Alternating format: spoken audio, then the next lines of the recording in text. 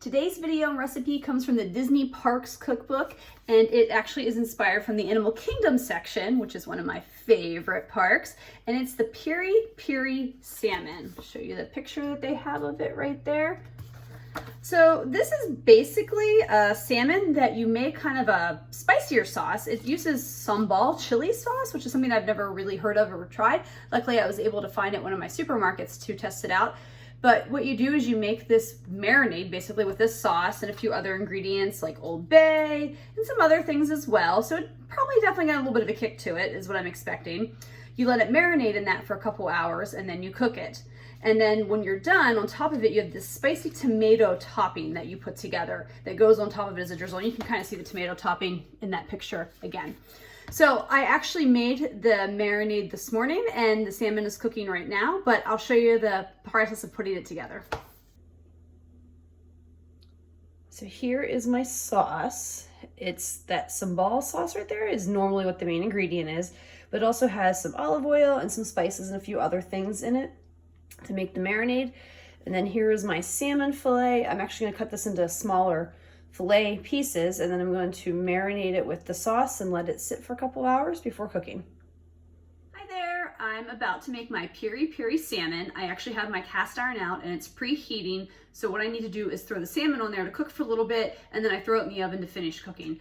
But before I did that, I actually went ahead and made the spicy tomato topping that goes on top of the salmon when it's done. And I'll just show you a little picture of it right here.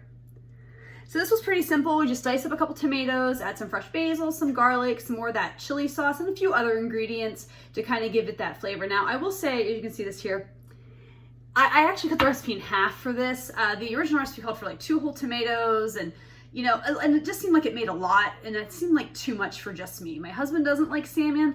I'm gonna be the only one eating this, and I don't necessarily like a ton of stuff on my salmon, as those toppings. I may regret this by not making it all, but I guess we'll see. But let's get the salmon cooking and see what it tastes like.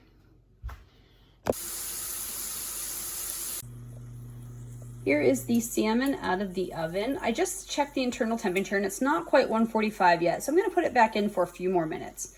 Then when it's done, we'll do a taste test. Okay, so got my salmon here.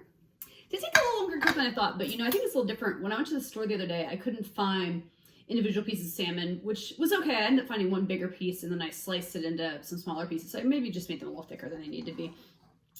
But it smells really good. I'm ready to try this. I'm going to first take a bite of just the salmon by itself without the tomato stuff, just to see how that tastes.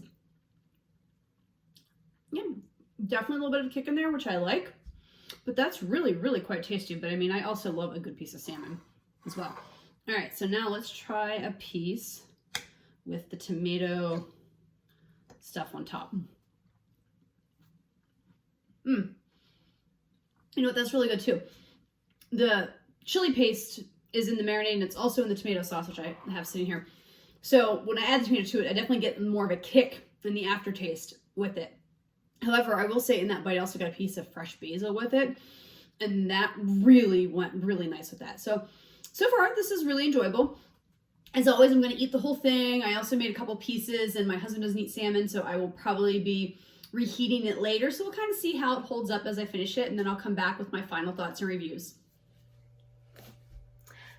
Let's talk about the Peri Peri Salmon from the Disney Parks Cookbook that's inspired from the Animal Kingdom. I loved this salmon. This was so good. I loved the kick that I got from the sambal chili paste or sauce, or chili sauce. Yeah, chili sauce. It's like the paste or sauce is a sauce. I love the kick from it, from that, there's spices and stuff. The tomato with the salmon wasn't something I'd think to do too often, with that like tomato salad. It just was fresh and it worked really well, like the basil and everything. It was just really, really excellent. And, I made a few fillets, and I'm the only one in my house that eats salmon because my husband doesn't like it. And so I had it for a few days in a row for lunch, and even reheated, it was still really good. Not as good as fresh, but I mean, most foods aren't as good as fresh, but it was still really, really tasty. And I just absolutely loved this. I love the kick to it. Just everything about it was really nice. That being said, let's get into the rating system. Let's start with the ingredients first on a scale of 1 to 5, with 1 being very simple, inexpensive, easy to find ingredients, and 5 being harder to find, more expensive ingredients. I'm gonna give it a 2.5. The sambal chili sauce I was a little nervous about finding that, because when I kind of did initial research online, I was like, oh, am I gonna find this? But then I found some at my local Wegmans, so I was very, very happy about that. That it was easy to find, so that worked out. But you do have to buy the salmon and stuff like that, and that, you know, that adds up a little bit. So that's why I'm kind of bumping the ratings a little bit up there.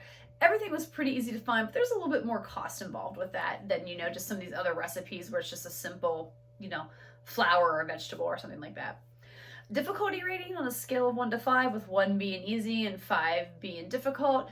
I guess I'm gonna put in the middle, like a 2.5, maybe, not quite a 3. It was pretty easy to put together. The salad didn't take long. I mean, everything was basically, you make this paste or this marinade that you put the salmon in, and you do have to let that marinate a couple hours. So there's a little bit more time involved with that. So maybe I do want to bump it up to a 3 just because of the time involved with that. And then the tomato that goes on it, the little like tomato salad thing, it was still really easy to make. So it was really simple, easy to put together. I didn't find it difficult. The biggest challenge for me was just the cooking time to make sure I got the temperature right. My salmon was a little bit thicker, so I feel like it took a little bit longer to bake in the oven than what the recipe called for, but I had my thermometer handy and just kept double checking that the temperature was where I wanted it to be before I ate the salmon. And then a 1 to 5 on would I make this again, with a 1 being never and a 5 being 100% absolutely. It's definitely a 5. I love this salmon. It's just so good. I think it might be my new favorite way to eat salmon, and it was a big hit for me.